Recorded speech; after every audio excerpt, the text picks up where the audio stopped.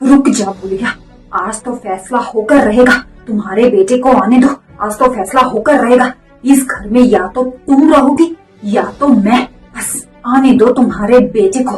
बेटा तुम्हें कोई गलत फहमी हुई होगी, मैं तुम्हारे गहने क्यों चुराऊंगी? मैंने तो सारे गहने तुम्हें दिए थे, अब मैं उन गहनों को क्यों चुराऊंगी? बेटा बेटा ठंडे दिमाग से सोच, तुमने गहने ना कहीं रख दिए होंगे और तुम भूल गई होंगी। मेरे पास तुम्हारे कोई गहने नहीं है, और हाँ मेरी बेटी भी नहीं है कि मैं गहने चुरा कर उसे दे दूं। बेटा तेरे और बेटे के सिवाय मेरा इस दुनिया में कोई नहीं है।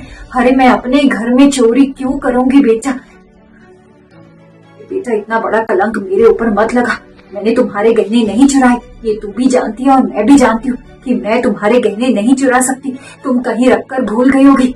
मुझे पता है तुम मुझे बिल्कुल पसंद नहीं करती, इस घर से निकालना चाहती हो, तभी तुम ऐसा कर रही हो बेटा, है ना?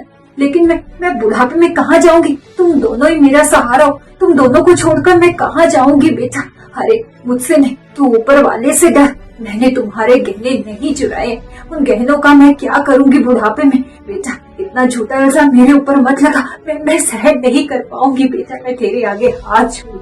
अरे क्या तमाशा लगा रखा है तुम दोनों ने? अच्छा हुआ आ गए तुम। देखो ना तुम्हारी माँ तमाशा कर रही, मैं नहीं। कब्र पर लटकी हुई है, फिर भी बहू को तंग करना नहीं छोड़ती। इनको साफ साफ कह दो कि मेरे गहने मुझे दे दे, नहीं तो मैं पुलिस में रिपोर्ट कर दूंगी। आज तक मैंने आपकी उम्र का लिहाज किया, कभी कुछ नहीं कहा, लेकिन आज मैं अपने आप को नहीं रोक पाऊंगी। सीधे सीधे गहने मेरे पास दे दे, वरना अभी का अभी मैं पुलिस में चली जाऊंगी। या तो तू बुढ़िया इस घर से निकल जा। अरे प्रिया ये तुम कैसी बहकी बहकी बातें कर रही हो? माँ अपने ही घर में चोरी क्यों करेगी भला? अरे वही तो बेटा, मैं बहू को समझाने की कोशिश कर रही हूँ, पर बेटा बहू मेरी सुन नहीं रही। अरे मैं अपने घर में चोरी क्यों करूंगी? मुझे क्या किसी चीज की कमी है जो मैं इतनी छोटी हरकत करूंगी? नहीं बेटा मैंने चोरी नहीं की, ये तो बुढ़िया तुम ही जानती हो। सीधे सीधे मेरे गहने मुझे दे दे, वरना आज मैं किसी को घर में चैन से बैठने नहीं दूंगी। बोल दो इस बुढ़िया को मेरे गहने चुपचाप दे दे। आज मैं शांत बैठने वाली नहीं, जब तक मुझे मेरे गहने नहीं मिलेंगे मैं किसी को भी आराम से बैठने नहीं दूंगी। अरे प्रिया तुम्हारे पास क्या सबूत है और किस आधार पर तुम मेरी माँ का इतना अपमान कर रही हो? किसी की शराफत का इतना फायदा नहीं उठाना चाहिए।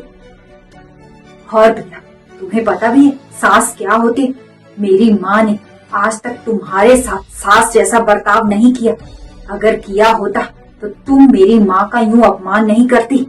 आज तक मैं और मेरी माँ चुप रहे और चुप रहकर तुम्हारी हरकतें झेलते रहे, लेकिन आज तो तुमने हद ही पार कर दी। मेरी माँ कहीं नहीं जाएगी, तुम्हें ये घर छोड़कर जाना है तो तुम जा सकती हो। और हाँ मेरी माँ ने तुम्हारे गहने नहीं चुराए हैं। और भूल गई क्या, पिछले महीने भैया की शादी में गई थी, वहाँ तो तुमने अपने सारे गहने डाले थे। हो सकता है तो तुम अपने सारे गहने अपने मायके में रखकर आ गई हो और भूल गई हो। तो मैं कब मना कर रही हूँ कि मैं शादी में नहीं गई थी? गई थी शादी में, गहने डाले थे शादी में, फिर मैं उन गहनों को लेकर घर आ गई थी और अपने सारे गहने अलमारी में रख दिए थे। लेकिन आज जब मैंने अलमारी खोली तो उसमें गहने नहीं थे। इस घर में हम तीनों के सिवाय और कौन है? तुम गहनों का क्या करोगे और मैं मेरे गहने क्यों छुपाऊंगी? बची ये बुढ़िया तुम्हारी माँ, इसी ने गहने चुराए हैं। सीधे सीधे बुढ़िया मेरे गहने मेरे पास दे दे। बहुत हो गया, तुमने ना मुझे ये करने पर मजबूर कर दिया। अब मैं तुम्हारी एक नहीं सुनूंगा। तुम अभी कुछ टाइम के लिए रुको, अभी दूध का दूध और पानी का पानी हो जाएगा। बस कुछ देर इंतजार करो, अभी ये माँ का लाल क्या करेगा, क्या करने वाला है।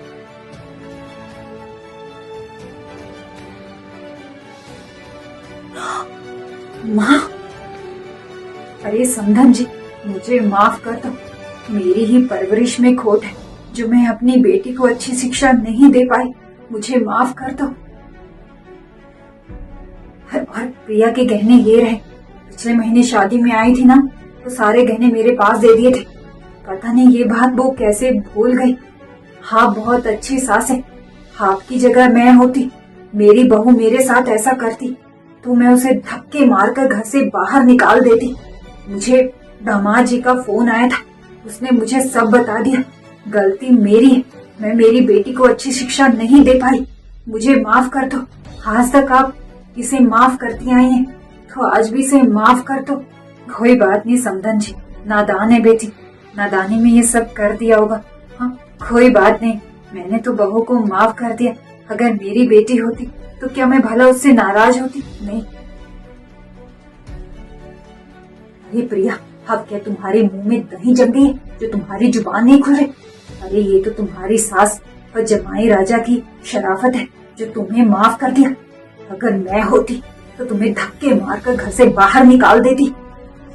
धन्यवाद जमाई राजा, धन्यवाद।